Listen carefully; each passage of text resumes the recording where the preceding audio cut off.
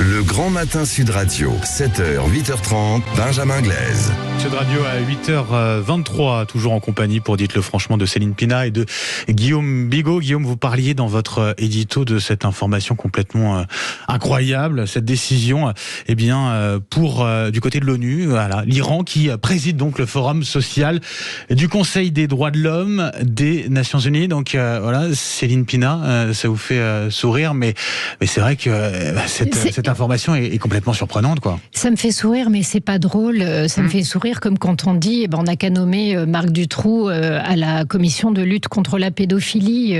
C'est absurde, c'est violent, c'est dépourvu de sens, et ça montre en fait un monde qui marche sur la tête.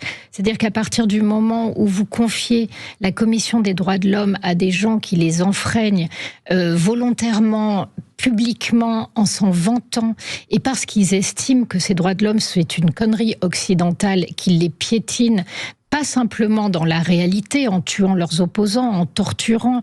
La dernière image qu'on a eue de l'Iran, c'est quand même une gamine qui se fait fracasser la tête sur un quai de métro parce qu'elle ne porte pas son voile. Voilà de qui on parle, et ces gens-là se retrouvent en position de donneur de leçons sanctifiée par l'ONU. Mais comment voulez-vous que cet organisme qui est censé apporter un peu de rationalité et de paix dans le monde soit crédible ? Aujourd'hui, la question, c'est franchement, pourquoi est-ce qu'on continue à subventionner des âneries pareilles ? Il y a un moment où, à ce stade de forfaiture, on tue même la raison pour laquelle on existe. Guillaume Bigot, ce conflit révèle... peut-être encore une fois, je ne sais pas, mais l'impuissance de l'ONU a justement apporté son aide sur les résolutions de conflits. Et puis on le voit ici, la légitimité de l'ONU, elle est remise en question très clairement avec une telle décision. C'est une vieille histoire, parce que comme je le rappelais dans l'édito tout à l'heure, c'est parce que beaucoup de pays utilisaient ce qui était à l'époque une sorte de commission, de simple commission des droits de l'homme, pour se blanchir en fait. Plus les pays étaient piétinés des droits de l'homme, et plus ils se pressaient pour participer à ce genre de commission. Donc c'est assez vieux. Et puis la tartufferie dans ce genre d'organisation internationale, enfin il faut relire les pages d'Albert Cohen, Belle du Seigneur. Qu'est-ce qui se passe si on envahit un pays ? C'est pas grave, on fera une commission. Oui, mais alors s'ils bombardent les femmes et les enfants, c'est pas grave, on fera un rapport. Voilà, donc là c'est l'Union Européenne, les Nations Unies. S'il y avait Auschwitz aujourd'hui, il ferait effectivement un livre vert, et puis il y aurait une application à appuyer sur étoile, et on comptabilisera les morts. Donc il y a ce côté complètement absurde des organisations internationales et bureaucratiques, mais les Nations Unies, c'est important parce qu'on peut discuter avec tout le monde. Le problème des Nations Unies, c'est pas tellement ces scandaleuses pantalonnades qui ont toujours existé, des tartufferies. Non, aujourd'hui aux Nations Unies, malheureusement, les grandes puissances ont elles-mêmes, c'est les pompiers pyromanes, d'abord les États-Unis, ont mis le feu à la Charte des Nations Unies. Quand ils ont envahi l'Irak, exactement comme Poutine a envahi l'Ukraine, ils ont brûlé les Nations Unies. Donc les Nations Unies, évidemment, sont en sursis. On attend un prochain conflit pour qu'une nouvelle organisation internationale se remette en place. Oui, Céline Pina. Mais finalement, la question dans cette histoire, c'est que des enceintes dans lesquelles tout le monde peut discuter, on en a besoin. En faire pour autant des diffuseurs à donner des leçons, ça, on n'en a absolument pas besoin. Et le problème aujourd'hui, c'est que l'ONU est utilisée comme un outil de légitimation de violences extérieures. Par exemple, de façon très très claire, les pro-palestiniens qui sont devenus aujourd'hui des pro-Hamas, parce que les manifestations palestiniennes, soutenir le peuple palestinien, ça peut tout à fait s'entendre. Soutenir le Hamas, c'est juste une horreur. Ces gens s'appuient sur des déclarations de l'ONU. Donc à un moment donné, quand non seulement vous ne jouez pas votre rôle, mais vous servez de blanchisseuse à la barbarie, là ça devient impossible.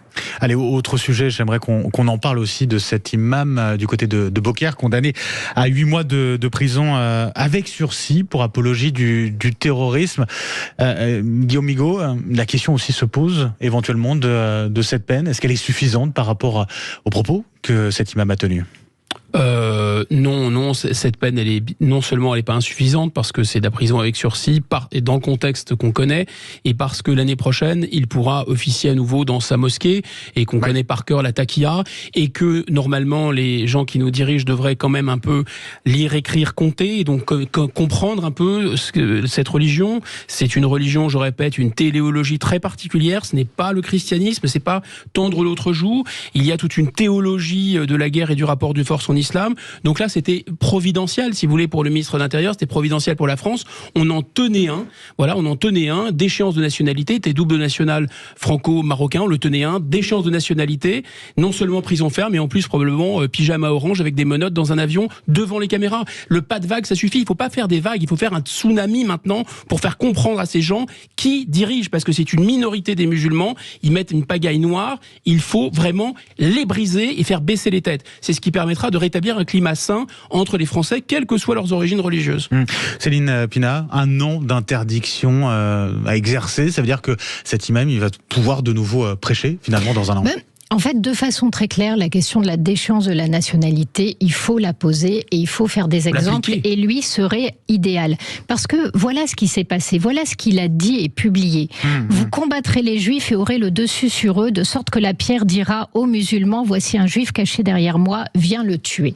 En fait, c'est un hadith qui est dans le plus haut niveau d'authenticité des hadiths. Autrement dit, il y a une contradiction dans le Coran, cet hadith vient là trancher.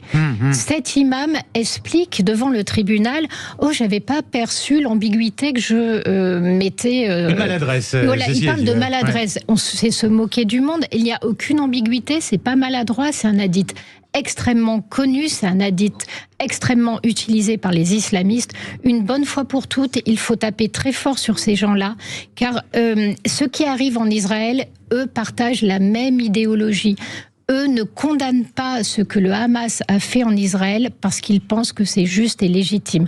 Donc maintenant, soit on choisit de vivre avec des barbares, soit on les expulse. Et je crois qu'il est temps de les expulser. Céline Pina, Guillaume Bigot, un grand merci d'avoir été avec nous ce matin sur Sud Radio. Très bonne journée à vous deux.